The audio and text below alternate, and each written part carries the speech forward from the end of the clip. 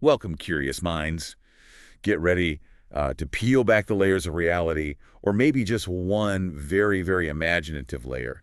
Because the stack of sources we've got today, well, it takes us on a journey unlike any other. It really does. We're diving into excerpts from Warren Smith's book, This Hollow Earth. It's a collection from back in the 70s, Right.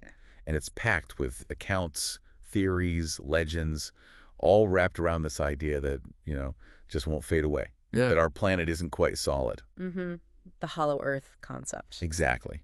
So our mission in this deep dive, we're going to explore the core claims, the really wild stories, and some truly surprising connections presented in this specific material. Yeah, things like the Earth's actual structure, according to this theory, Right, and who supposedly lives inside.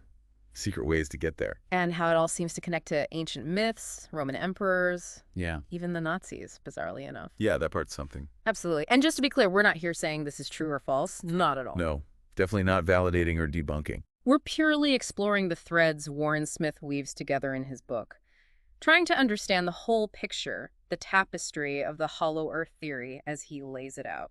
So we'll unpack the claims about what the inside's supposedly like. Who lives there? How people allegedly get in and all those historical and, well, mystical connections the source highlights. Okay, so let's dive into this fascinating collection then. Let's see what unique nuggets of knowledge this book offers you, the listener, on this truly out there topic. Okay, so let's start at the very beginning. The foundation of this theory, as it's presented here, it kicks off with a pretty radical claim about Earth's basic shape. Right. The material suggests it's not a solid ball, but more like a donut.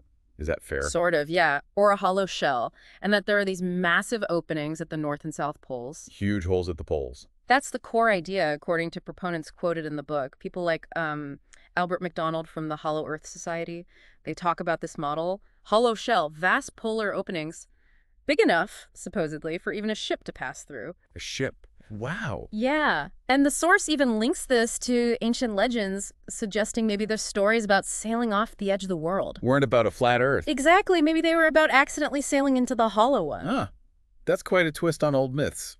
So, okay, inside this hollow shell, there's a whole other world. Does it have its own light source, like an inner sun? Yes, the sources describe exactly that. An internal landscape lit by an inner sun. Albert McDonald mentions the smoky god. That's what this traveler, Olaf Jansen, supposedly called the internal light source in one account. The smoky god, okay. And this inner sun, according to the theory, is supposedly the real source of the aurora borealis and australis. Oh, really? The idea is the light spills out through those polar openings, hits our atmosphere, and boom, polar lights. Okay, but hang on. Gravity. How does gravity work in a setup like that? I mean, Yeah. Physics tells us gravity pulls to the solid core, right? Right, our current understanding does. But this source tackles that head on. It proposes a completely different physical model. Albert McDonald suggests gravity isn't centered at a core because in this model there isn't one. Instead, it radiates from the shell, the crust itself. From the shell, so it pulls both ways. Kind of, yeah. This gravity from the crust would hold everything on the outer surface down and everything on the inner surface down. It's a total rethink of planetary mechanics within this theory. So you've got this idea, physically accessible inner world, its own sun, gravity from the shell. If that exists, the next big question the source gets into is who, or maybe what, lives there? And the book presents a really diverse range of alleged inhabitants, almost contradictory, actually. How so? Well, on one hand, some believers quoted talk about the masters, living in a kind of paradise inside the earth. The masters. Sounds Right. benevolent. Often portrayed that way, yeah. Wise, good beings, concerned about us up here on the surface, worried about pollution, war, supposedly trying to guide us spiritually. That sounds pretty hopeful, actually. But I know the source also dives into something much, much darker, particularly those accounts from the Schaefer mystery. oh, absolutely. Ray Palmer, the Pulp magazine publisher, famous for UFOs, occult stuff. Yeah, now that He really pushed Richard Shaver's stories, and according to Shaver's claims, which Palmer published like crazy, the interior is inhabited by Deros. Oh, Deros, what are they? Described as detrimental robots, but the source clarifies they were originally abandoned Dare, abandoned people. They're painted as these bloodthirsty, cruel beings blamed for loads of the surface world's problems, wars, diseases, accidents, often using telepathy or ancient machines. Detrimental robots. That sounds terrifying. But wait, the source says they're depicted more like devolved creatures, not actual machines. Right, exactly. Like devolved half-man, half-animal beings who sort of inherited or maybe misused ancient technology, not mechanical robots. And then there's another group mentioned, the Tarot. Tarot. Okay, who are they? So the Shaver Mystery mythology, as the book lays it out, it talks about this ancient, super advanced surface race. The Atlans and Titans, or maybe a Lemurian master race. They built these huge underground cities, incredible machines. But then the sun apparently became dangerously radioactive, so they fled, maybe left the planet, abandoning some people. And the abandoned ones. Yeah. They became the Deros. Those who couldn't adapt, yeah, they degenerated into the Deros. Yeah. But a smaller group, the Tarot, supposedly managed to survive and keep their intelligence using advanced tech.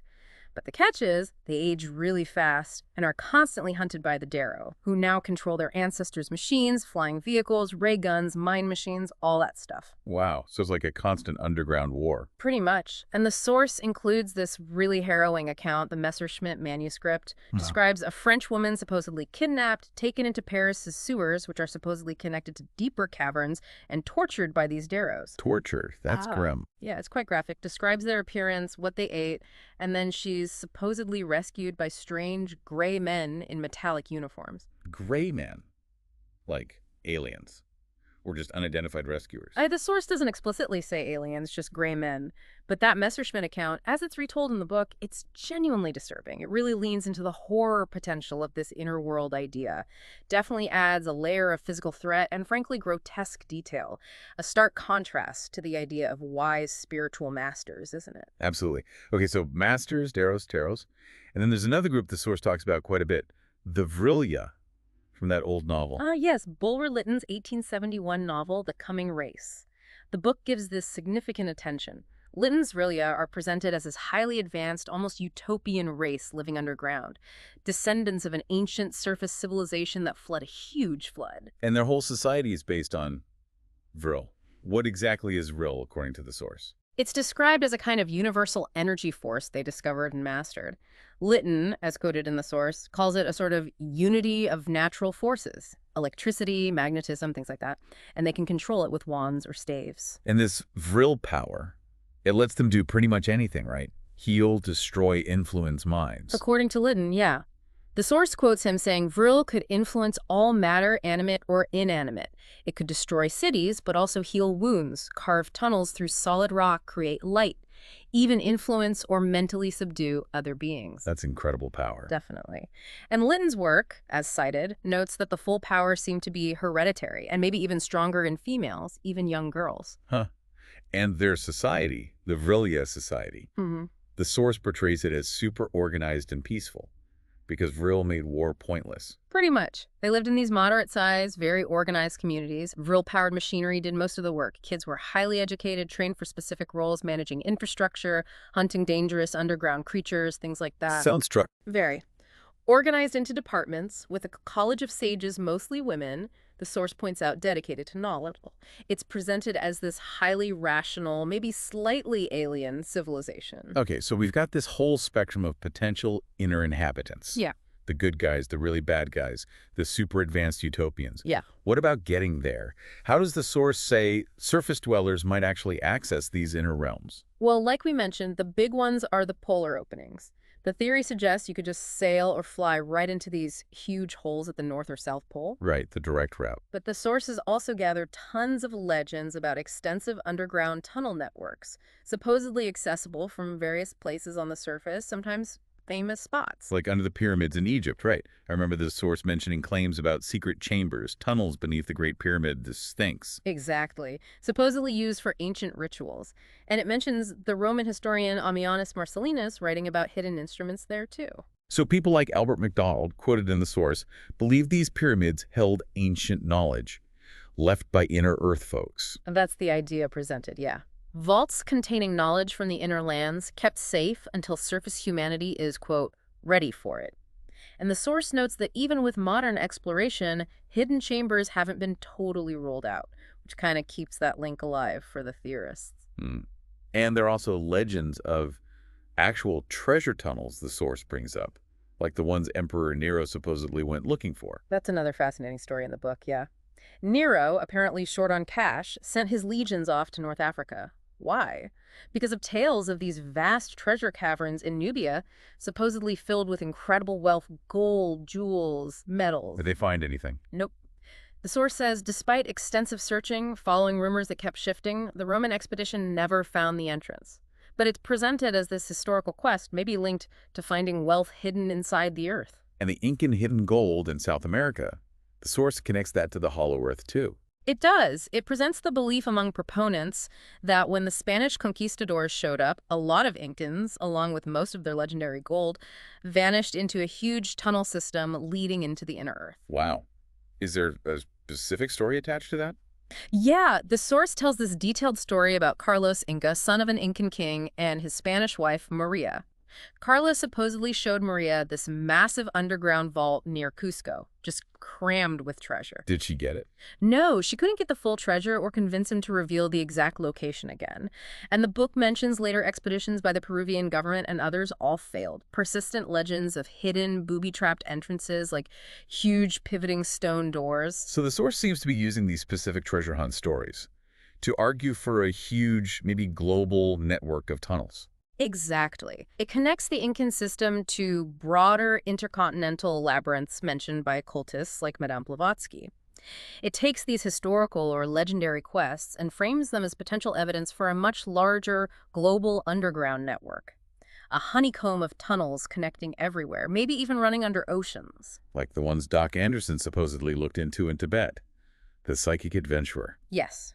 Doc Anderson's travels in Asia are a big part of the source material. He talks about encountering legends among Tibetan monks about Agartha, a vast subterranean kingdom deep inside the earth, ruled by the king of the world from the capital, Shamballah.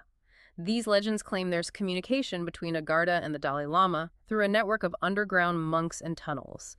Tunnels connecting ancient Tibetan monasteries, maybe linked to other sites worldwide, even potentially the Great Pyramid at Giza. Wow. And Anderson's own accounts, as presented, they sort of reinforce this, meeting people who talked about it. Yeah, he describes meeting a Mongolian warlord and his monk who spoke about these underground cities and a tunnel entrance. It frames these hidden realms as part of established Asian folklore. Makes it sound more grounded, in a way. His personal story in the book gives that feeling, yeah, actively seeking out these legends. And the source includes this really remarkable description attributed to him about an initiation ritual for the king of the world in a secret cave. What kind of ritual? Glowing walls, flaming bodies, animated skeletons, tests of faith. Sounds very much like ancient secret rites, but presented as potentially happening beneath the surface world. Okay, now here's where the source takes a really strange and honestly kind of unsettling turn.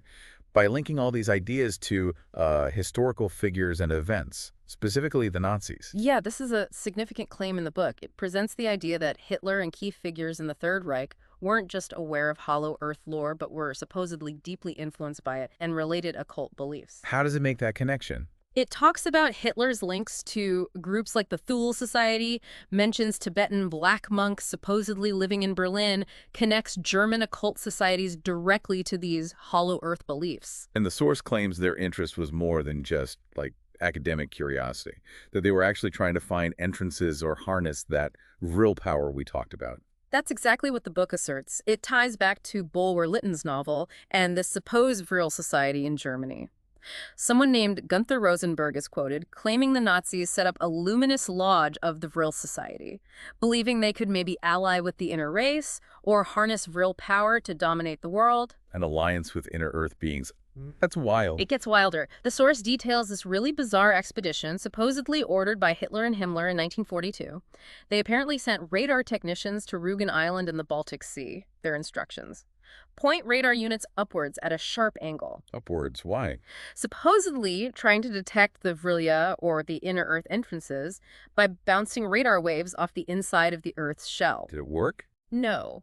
According to the source, it was a total failure. Some scientists involved were apparently punished. But the book uses this story to argue that, despite failures, Hitler and Himmler kept believing in a hollow Earth, kept searching for underground entrances, even sending teams into caves all over Europe. It's a really striking and disturbing connection the source draws there between these fringe theories and actual historical atrocities. It's a powerful claim made in the material, yeah. trying to explain some of the regime's motivations through this lens of dangerous, esoteric pseudoscience. The source also goes back to that old rivalry, doesn't it? The race to the North Pole between Cook and Peary. Yep. And it looks at it through this hollow earth filter. It does. The book basically argues that neither Frederick Cook nor Robert Peary ever really proved they reached the exact geographical North Pole. It points out inconsistencies in their accounts, the speeds they claimed, navigation issues, especially given how hard it is to navigate up there with compasses going haywire. Right.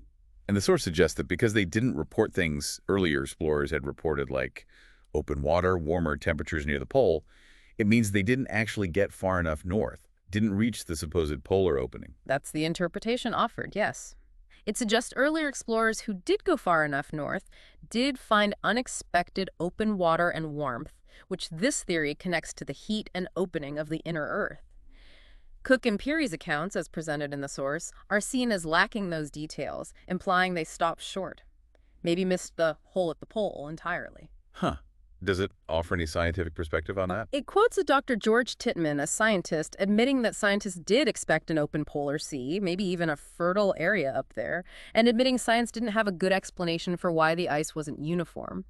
A gap the hollow Earth theory, as presented here, tries to fill. Interesting. The source also brings up Captain John Cleves Symmes, doesn't it? From way back in the early 19th century, one of the first big American proponents. Yeah, Symmes. His theory gets detailed too. He proposed not just a hollow shell, but 5 concentric hollow spheres nested inside the outer one. 5.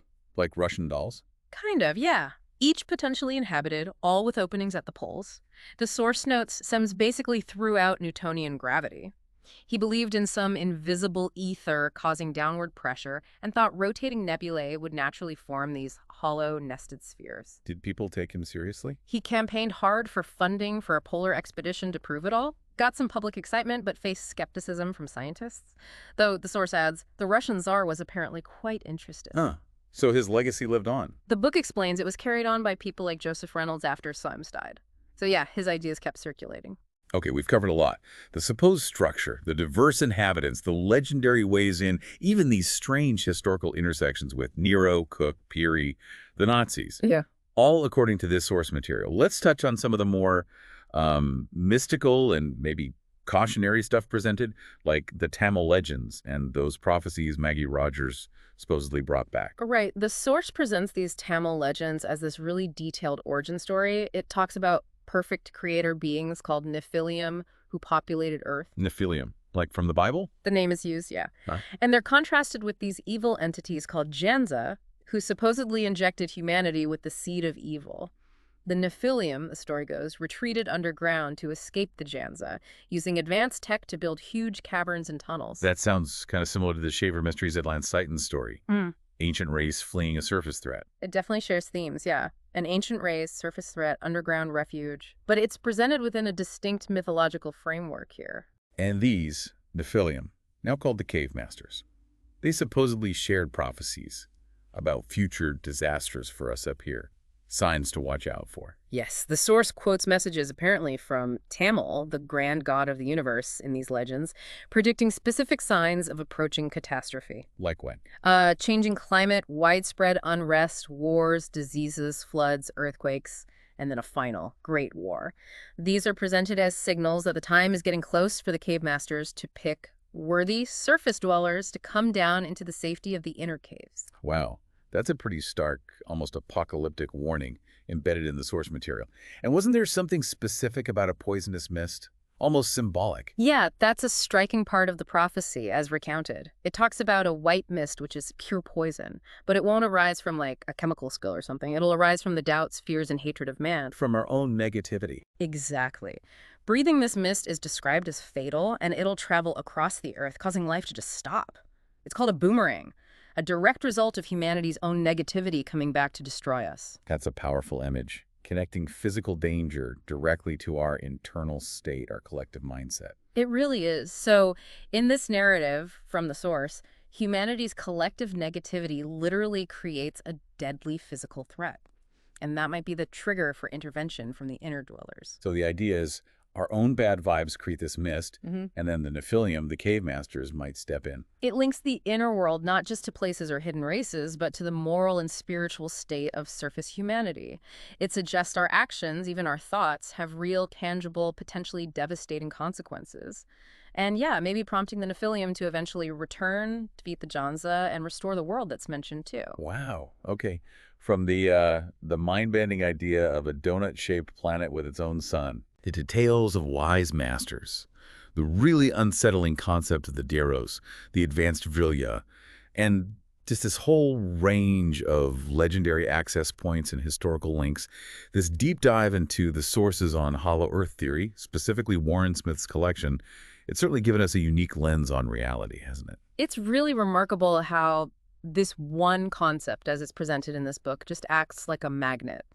It pulls in so many different ideas. You've got alternative geology, physics, ancient history, mythology, cryptozoology, accounts that kind of brush up against ufology, even historical conspiracy theories. It touches everything. And we saw how proponents cited in the source, like Albert McDonald and Ray Palmer, they really tried to find support everywhere. Anomalies from polar explorers, analyzing satellite photos. Although the source mentioned some controversy around Palmer's photo claims, right? It did, yeah.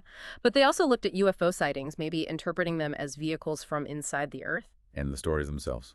Nero looking for those treasure caves. The legends under the pyramids in Egypt, that dramatic Incan gold story with Carlos and Maria. Doc Anderson in Tibet, looking for tunnels, recounting that wild king of the world ritual. Yeah. And the terrifying Messerschmitt manuscript, that Darrow kidnapping. Killing stuff. Plus the detailed Vril Society from Bulwer Lytton's novel and that whole Shaver mystery saga with the Deros and Taros and their inherited tech. And we also touched on those darker, more controversial connections the source material brings up, like the alleged Nazi interest. Finding entrances, harnessing Vril. Yeah, the book links it back to German occult groups, Tibetan mysticism, presenting it as this bizarre, disturbing motivation behind things like that weird radar expedition. It's clear from this material, this compilation, that the Hollow Earth theory provides this framework, maybe, or a canvas, where you can project just an incredible range of mysteries, legends, anxieties. Totally. It tries to offer this single grand explanation for everything from the Aurora Borealis to lost civilizations, hidden wealth, even the origin of evil, like with the Shaver Mysteries Janza or the Tamil legends. Right. And those Tamil legends, as the source presents them, they don't just give an origin story. They offer prophecies, instructions for us surface dwellers, supposedly from Maggie Rogers and the Cave Masters. Including those really chilling warnings, yeah. Changing climate, unrest, war, disease, and that poisonous mist born from our own negative emotions. Leaving us with the idea that these inner dwellers are just waiting, maybe ready to intervene eventually, which really brings us to a final, powerful, provocative thought. Straight from the sources we explored today, the author quotes Ray Palmer, right, one of the big champions of these ideas. Yeah, what did Palmer say? He said, "From now on, the burden of proof is on the other side, to prove that there is no hole at the pole." Huh, flipping the script. Exactly. So after diving into this specific source material, hearing all these claims, legends, theories laid out within it, does that statement resonate at all? Does it feel like the burden of proof has shifted, even a little, for you? What single idea or story really stands out most from this journey into the weird world inside the Hollow Earth as depicted in these sources? We hope this deep dive has given you plenty to ponder.